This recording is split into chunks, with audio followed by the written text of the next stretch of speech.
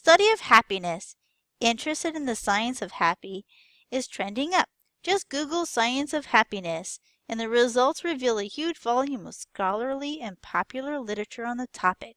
A quick check on Google Trends, google.com Trends, shows that search volume of happiness has more than doubled over the past decade, and not surprisingly among the regions most interested in studying happiness, America.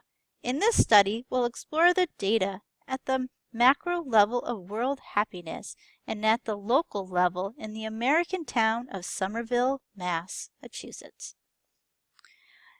Average happiness over 10 years. Looking for the happiest place on earth? Head north. In the game of happiness, Scandinavia is winning big on the northern European countries of Denmark, Norway, and Sweden in the top 10. Alternatively, down under, Australia and New Zealand are also scoring big on happiness. While here in our United States, we may not be the happiest in the entire world, but we made the top 20 list. However, right above us, in Maple Leaf Country, Canadians rank in the top 5 happiest on Earth. Survey respondents answered the Cantrell ladder question. Assuming that this ladder is a way of picturing your life, the top of the ladder represents the best possible life for you. The bottom rung of the ladder represents the worst possible life for you. Indicate where on the ladder you feel you personally stand right now by marking the circle. Bottom 5 countries on the Cantrell ladder are in Africa. Exploring possible causes of happiness. Does freedom of choice bring happiness? Somewhat. Look at the top 20 most free places. 14 on our list of top 20 happiest places, but 6 are among the least happy.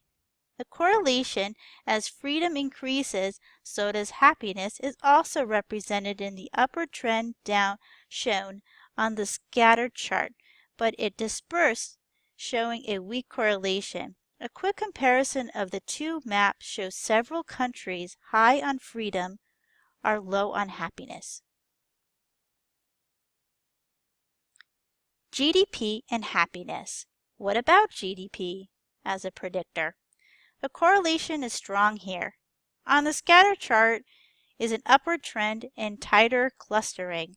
The maps have more darkened areas in common. Of the top 20 highest GDP countries listed, 19 are within top 21% on happiness. In defense of money can't buy happiness, are countries with high GDP, low happiness like Hong Kong, or low GDP, high happiness like Costa Rica. However, no country in low 50% GDP ranks high on happiness. United States versus top 5 happiness. Over a 10-year period, the United States happiness ranking holds strong at 14. During this time, we have achieved great heights of happy. In 2007, we surpassed happiness leaders Switzerland and Canada on the Cantrell ladder. Clearly, we've been on a downward trend since, however. We're not alone. The top 5 ranked happiest countries have all seen downward trends in their happiest at various points since the global financial crisis hit in 2007 and 2008. U.S. versus Canada. While the United States has Canada beat on GDP, as is evident by this 10-year trend of happiness and GDP, we continue to fall short on happiness of our northern friends. As of 2015, our happiness was at a 10-year low. In the past 2 years, we have continued to see drops in happiness, even as our GDP has increased. So the question we have to ask ourselves is, how can we beat Canada?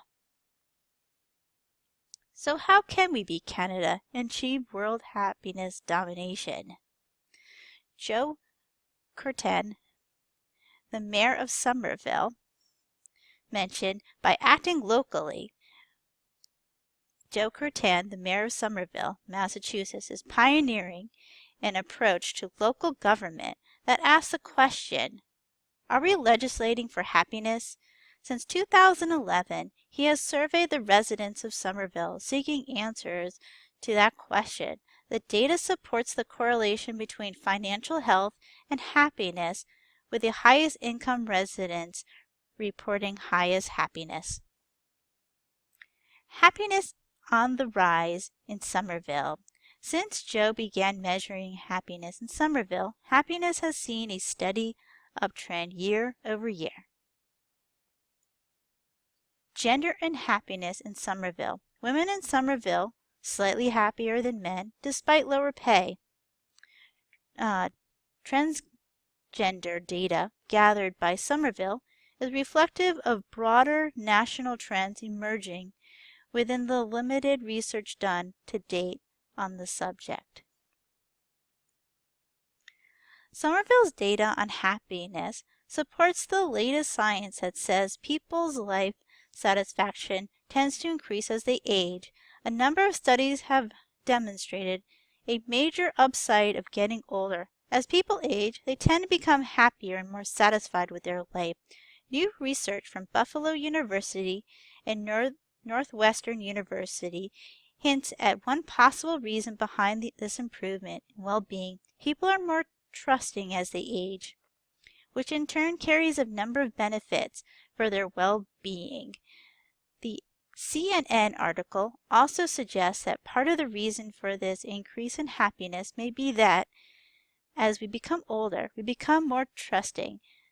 Does the data on happiness support this theory?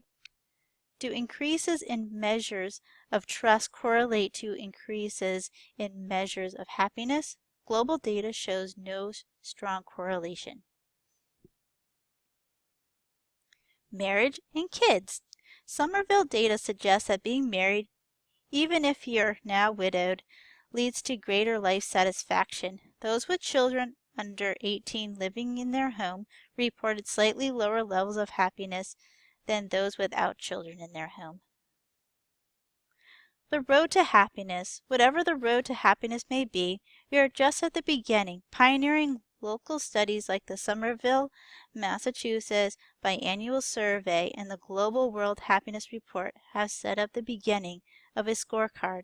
Now let's get out there and beat Canada. Thank you.